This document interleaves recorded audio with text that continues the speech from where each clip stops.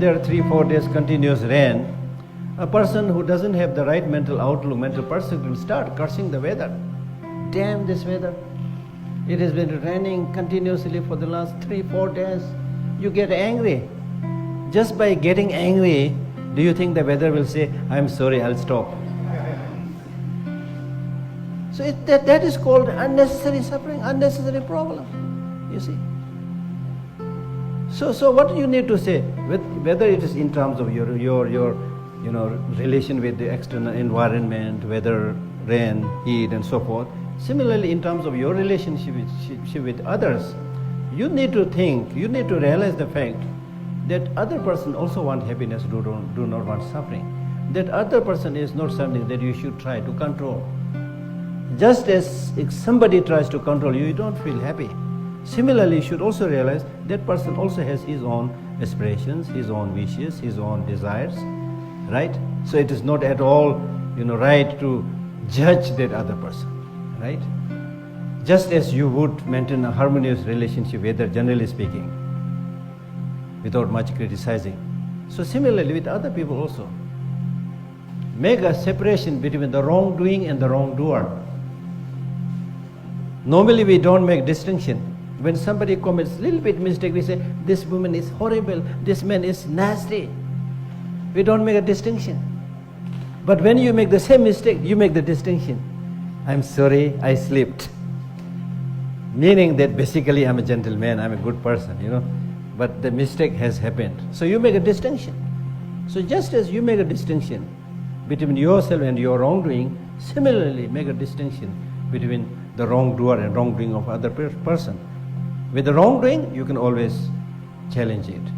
But always give opportunity for that wrongdoer to remain in the society, to become a good member of the society, to become a good person.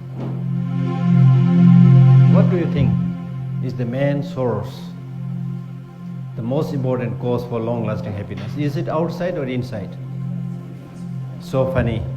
I've asked this question in America, in Russia, in Singapore, in Israel, in Africa, so many countries. Everybody, when they're sitting and thinking, they say, it has to come from within. But that is not how we think in our daily life. That's the problem. That's not how we think. Normally we think happiness will come from outside. Now, especially if you go to the more developed countries, they have this tendency of thinking that your happiness will come from outside. You get married to somebody, and that marriage, thinking that happiness will come from this marriage. And then this marriage doesn't work, then you start thinking, oh, this is the problem of this particular man or woman. So you get divorced, and then you think the next marriage will be a guarantee for long-lasting happiness. That also doesn't work. So in this way, people keep on changing their husband, changing their wife, changing their furniture, changing their vehicles, changing their houses, thinking that from these things, from these changes, I'll have happiness. But it is now not only taught in Buddhism, but it is not only proved in science, but it is based on our own experience. It is clearly proved that at the end of the day, as you already mentioned, that it has to come from within oneself.